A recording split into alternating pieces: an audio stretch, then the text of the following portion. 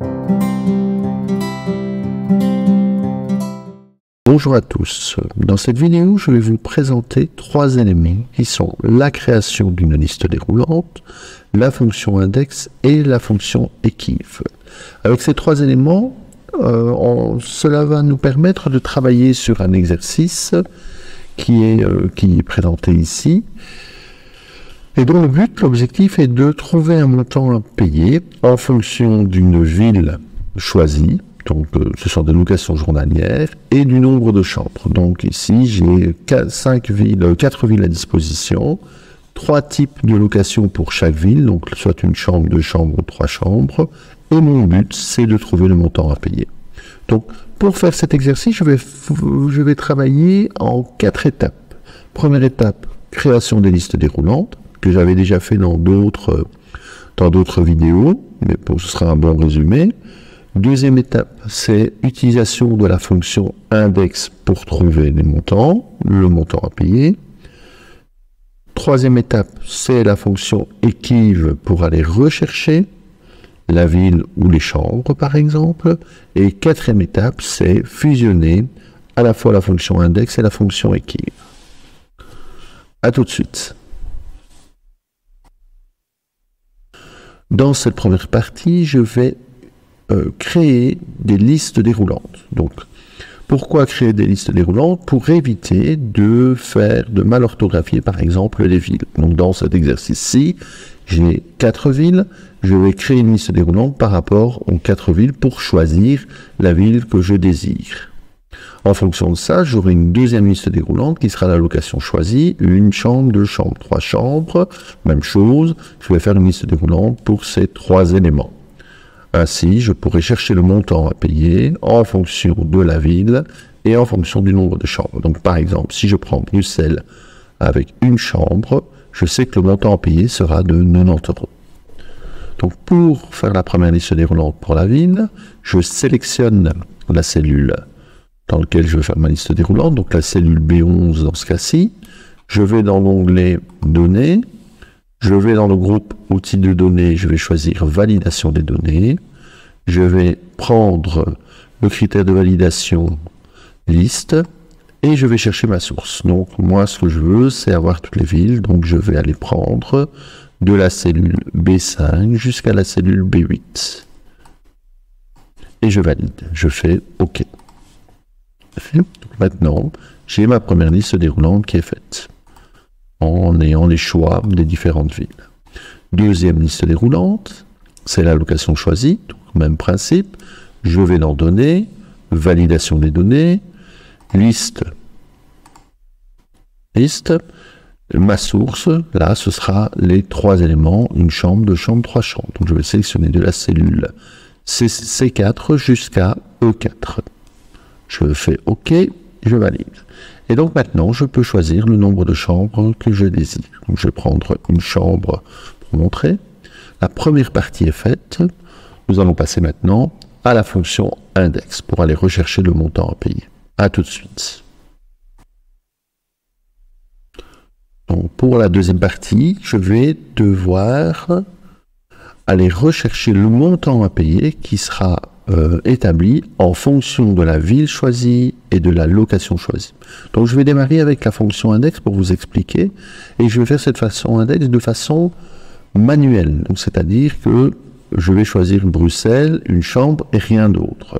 J'y vais, donc je clique dans la cellule où je dois mettre le montant, je égale index, ouverte de la parenthèse, et donc là on voit que pour utiliser la fonction index, 3 éléments sont disponibles. La matrice, le NO ligne qui veut dire le numéro de la ligne, et NO colonne qui veut dire le numéro de colonne. Donc on voit aussi que dans cette fonction, il y a 2 possibilités d'utiliser la fonction index. Moi je vais prendre la première partie, ça me suffit. Donc on a la matrice, le numéro de la ligne, le numéro de la colonne. Le numéro de la colonne est une option, donc c'est facultatif. Non, c'est-à-dire que, comme il est entre crochets, ça veut dire que je peux utiliser uniquement la matrice et le numéro de ligne. Donc il considérera toujours avec une seule colonne. Donc dans ce cas-ci, qu'est-ce que je dois prendre? La matrice. c'est en réalité la plage de cellules dans laquelle je vais trouver mes résultats. Donc tous mes résultats, c'est de 150 jusqu'à 350 €, puisque ce sera en fonction des chambres, enfin, des villes et des chambres. Donc je vais sélectionner de C5 jusqu'à E8. Je fais pas virgule pour obtenir le deuxième élément. Il me dit, là, c'est le numéro de la ligne. Et donc, le numéro de la ligne, c'est quoi? C'est, normalement, ici, dans ce cas-ci, ce serait soit la première ligne, deuxième ligne, troisième ligne, quatrième ligne, qui serait en fonction de la ville choisie. Moi, j'ai choisi Bruxelles. D'accord? Donc, il faudrait que je prenne la deuxième position, donc la deuxième ligne. Donc, je vais mettre 2. Je vous dis, je fais ça manuellement. Après, on va automatiser la fonction.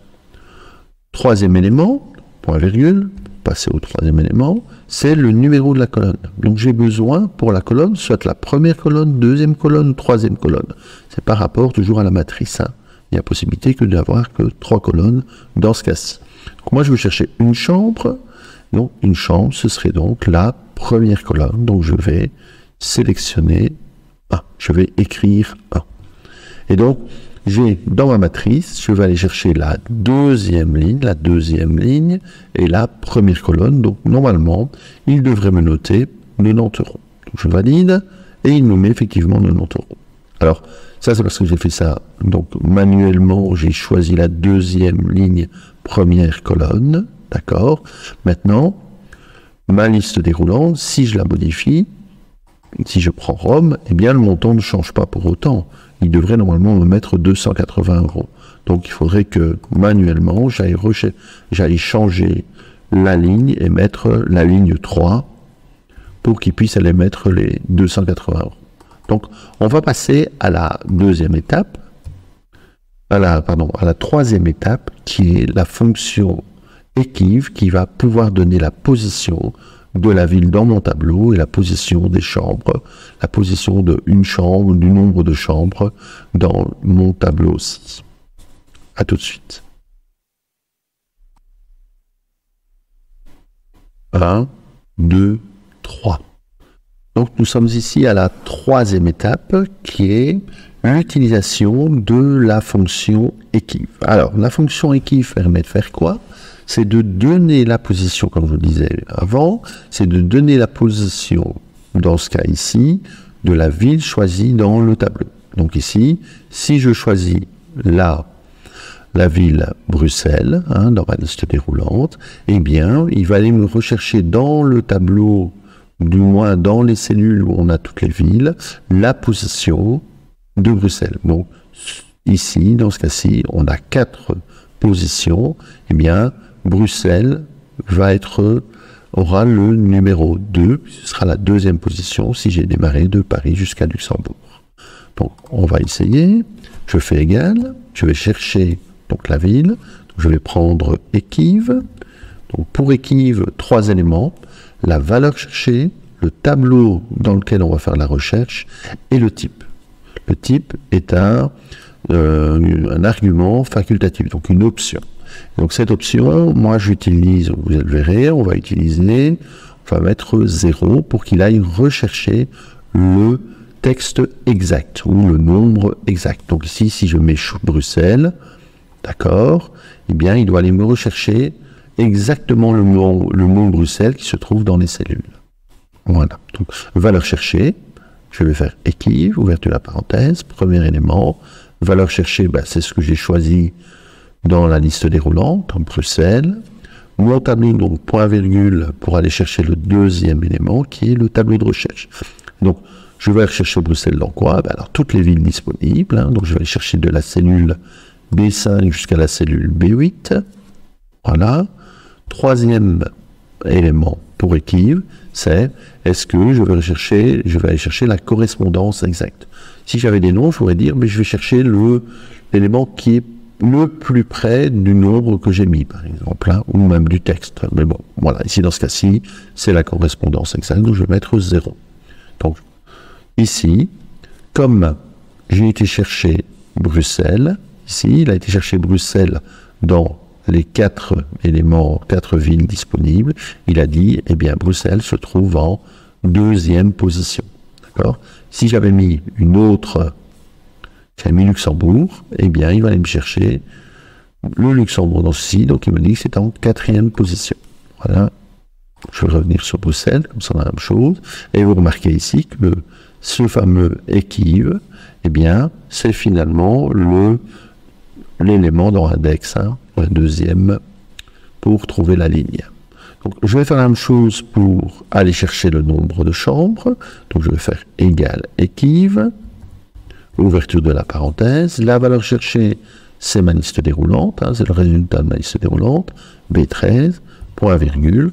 Dans mon tableau de recherche, eh bien, j'ai trois possibilités, donc de C4 jusqu'à E4, point virgule de nouveau 0 pour avoir la correspondance exacte, et donc là, ma formule, eh bien, elle a été recherchée, une chambre dans ceci, donc c'est en première colonne. Et voilà.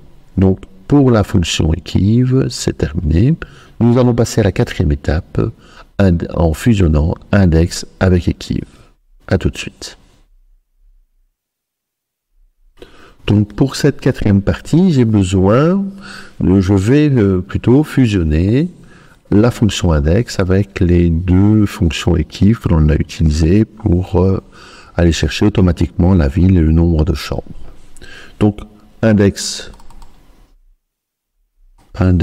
ici, et l'index est donc en fonction, les montants sont ici, le deuxième élément, donc le 2, c'est en réalité ce qui est ici. Donc ça veut dire, je vais chercher la ville, la position de la ville pour déterminer la ligne, et ensuite le 1 qui est ici, la 3e partie de index, le 3e élément de index, c'est la colonne, donc c'est le nombre de chambres choisies, 1, 2 ou 3 chambres, hein, première, 2e ou 3e colonne. Et donc après, ensuite, il fera ça automatiquement. Donc je vais supprimer cette partie-là.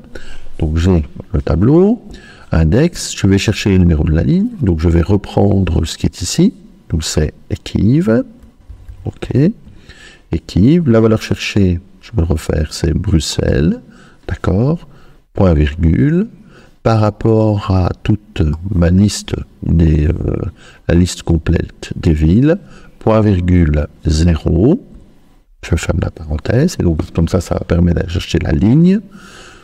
3e élément de la fonction index, c'est de nouveau le équive pour aller chercher le nombre de champs. Je vais aller chercher équive, voilà.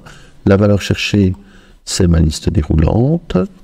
C'est le résultat de ma liste déroulante. Par rapport à quoi? Par rapport au nombre, aux 3 possibilités de chambres, du nombre de chambres, point virgule 0, fermer la parenthèse pour équive et fermer la parenthèse pour index. Et je valide. Et donc, qu'est-ce qui va se passer ici? Et effectivement, ici, je vais remettre, voilà, comme ça, c'est un peu plus propre. Je vais mettre G90 € Bruxelles, une chambre, d'accord? Si je change et que je dis Rome, normalement, il devrait me mettre Rome, une chambre, 280 €. Et ça fonctionne. Rome, 3 chambres, par exemple, il me met 620 €. Donc, il a été chercher la 3e ligne, 3e colonne. Et donc, on a terminé pour l'exercice. Voilà, tout est automatisé à ce niveau-ci. Merci à vous pour votre écoute. À bientôt.